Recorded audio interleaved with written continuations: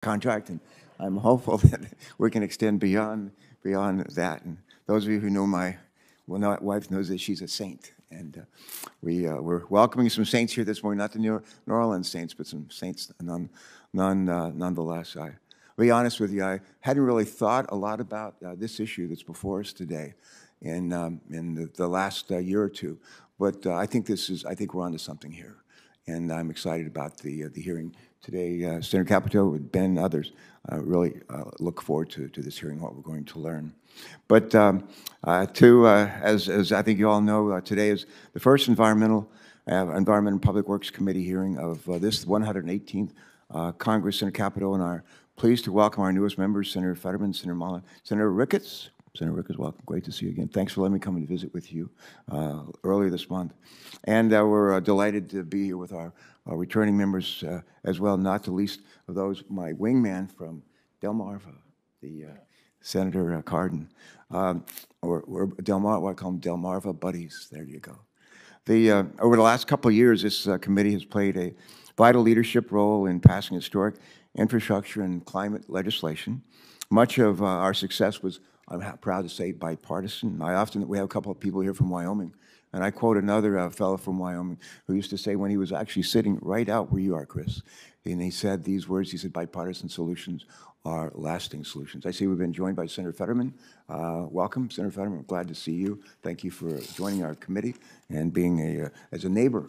We got Delaware, we got Maryland, we got Pennsylvania. This is pretty good combination. But over the last couple of years, this committee has played a vital leadership role in passing historic infrastructure and climate legislation. Much of our success was bipartisan. And looking ahead, I'm eager to work with Senator Capito, with all of our colleagues here, Democrats and Republicans as well, as we aim to build on that record of success and to further strengthen our economy at the same time. Together, I know we can continue to develop lasting solutions to some of our biggest challenges. That brings me to the topic of today's hearing, and that is exploring policies that support the development and deployment of low-carbon transportation fuels. As a senator from the lowest-lying state in our country, I can think of no greater challenge than the climate crisis. My colleagues have heard me say that more times than they want to remember. Delaware is the lowest-lying state in America. Our state is sinking. The seas around us are rising. That's not a good combination. So we want to make sure that we're doing everything we can to address that and create economic opportunity for the rest of our country. But last year, some of you may recall that the National Oceanographic and Atmospheric Administration, affectionately known as NOAA, reported that there were 18 climate disasters in the United States with losses exceeding $1 billion each. 18, exceeding $1 billion. They also reported that a year ago that sea level rise is occurring even faster than predicted, Those 18 costly disasters underscore the urgent need for further action to reduce greenhouse gas emissions and to limit the impacts of climate change. We were reminded by Albert Einstein years ago that in adversity lies opportunity, and that's true here as well. And those opportunities are, frankly, enormous. And by tackling the climate crisis, we can continue to fuel the growth of clean energy jobs in our country and reduce our dependence on foreign oil. Again, to our newest members of this committee, including our neighboring Pennsylvania and Senator Ricketts as well.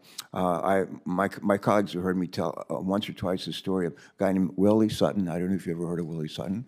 He's a famous bank robber, and during the Great Depression, and finally got caught. He was dragged before the judge and jury and everything. And the judge said to him famously, "Mr. Sutton, why do you rob banks?" And he replied, "Your Honor, that's where the money is." And when people ask me, why do we focus on reducing transportation emissions, I say, because there's a good deal of, that's where a good deal of the emissions come from, too. For some time now, our nation's transportation sector has remained the largest source of greenhouse gas emissions in the U.S. economy, accounting for more than 25% of emissions in America. I think power plants account for close to 25%, another 20% from our manufacturing operations, think cement plants, think steel mills, and so forth. But through the bipartisan infrastructure law that we all participated in crafting and passing, and the Inflation Reduction Act, Congress and the Biden administration have made significant investments to support American clean energy, and zero-emitting vehicles, while also securing the domestic supply chain of critical minerals for electric vehicles. Many Americans, including several members of the committee, are making the switch to electric vehicles and hybrid vehicles. And still, there's more that we can and must do to support cleaner fuels for vehicles on our roads and provide greater certainty and flexibility for those who produce these fuels. As a recovering governor, while exploring ways to improve federal policies, I often look to see what's working well in the states and try to replicate those efforts. I call the states laboratories of democracies forever, and they have been forever, and they continue to be laboratories of democracies for us to learn from. States have learned from the federal government's mistakes when it comes to programs like the Renewable Fuel Standard. Many states, including Oregon, including California, have implemented or are considering implementing technology-neutral, low-carbon fuel standards. And these state-level programs have successfully advanced the production and use of cleaner fuels and kept consumers and compliance costs low while fostering local investment and job creation. As we will hear today, these state programs have fuel flexibilities, greater long-term predictability, and cost containment mechanisms that are not included in the Renewable Fuel Standard. Unlike the Renewable Fuel Standard, existing state programs often focus more on emission reductions potential when determining what qualifies as a clean fuel.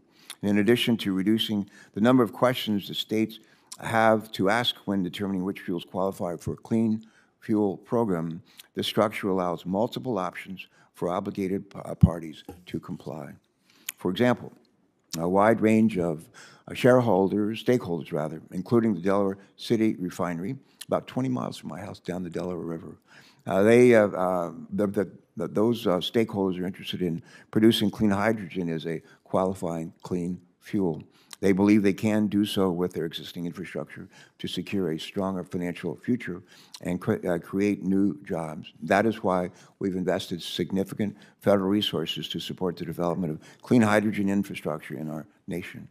However, unlike existing state-level programs, the Renewable Fuel Standard does not currently consider hydrogen a clean fuel.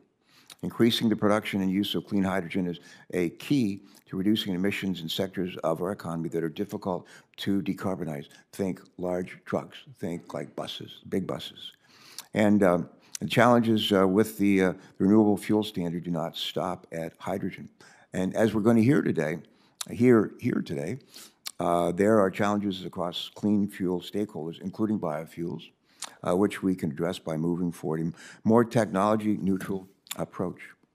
With that, I welcome the discussion of the benefits of establishing a federal low-carbon fuel standard, a program that can provide certainty, provide predictability, provide flexibility for all stakeholders, while also spurring innovation across clean fuel technologies to help us meet our ambitious climate goals. My hope is that today's hearing is the first of many conversations on how we can bring industry together along with environmental groups, along with agriculture and stakeholders to further decarbonize our nation's transportation fuels while also supporting job creation across our nation. We look forward to hearing the perspectives of each of our witnesses here today. Before we do that, I want to turn to our ranking member, Senator Capito, for her opening statement. Senator Capito, great to be with you. Thank you, Mr. Chairman, and thank